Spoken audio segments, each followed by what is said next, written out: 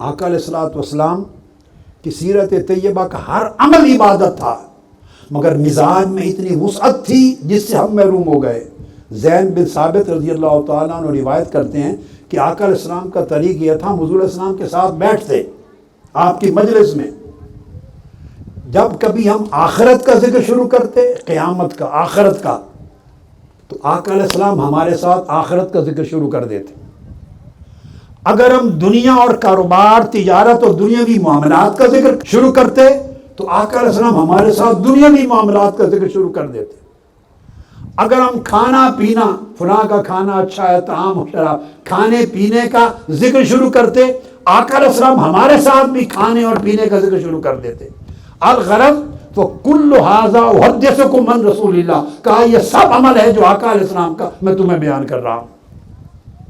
یعنی مجلس میں اگر لوگ اخروی بات کر رہے ہیں جنت کی تو آپ جنت کا ذکر سناتے ہیں انہیں، دنیاوی کاروبار کا ذکر کر رہے ہیں تو آپ اس موضوع میں شامل ہو جاتے ہیں، کھانے پینے کی بات کر رہے ہیں ان میں شریک ہوتے۔ یعنی اہل مجلس جس موضوع میں خوشگواری محسوس کرتے، آقا علیہ السلام اسی موضوع میں ان کے ساتھ شریک ہو جاتے۔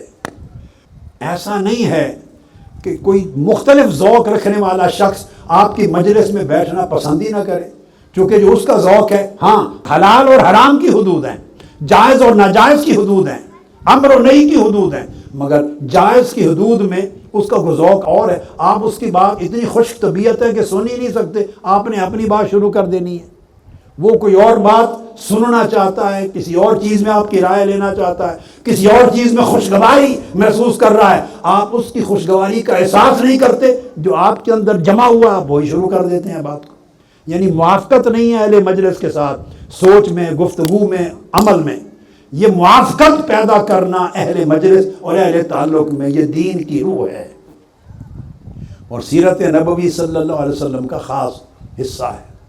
پھر آقا علیہ الصلوۃ والسلام کا عالم یہ کہ مدینہ پاک میں باندیاں تھیں جو اریسٹ ہو کے آ گئیں، جنگوں میں پریزنرز آف وار بن گئے، چونکہ ان کا کوئی دیکھ بھال کرنے والا نہیں ہوتا تھا، تو جس دیوانی کو ضرورت پڑتی وہ آ کے آقا علیہ السلام کا ہاتھ پکڑ لیتی۔ فتن طالق و بہی حیث و شاعت، جہاں چاہتی پکڑ کے لے جاتی اور جو کہتی آپ اس کے کام کاج کر دیتے۔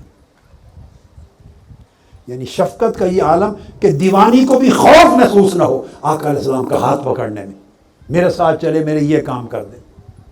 دنیا دیکھتی تھی، حضور علیہ الصلوۃ والسلام نے اپنی سیرت کا یہ نمونہ پیش کیا۔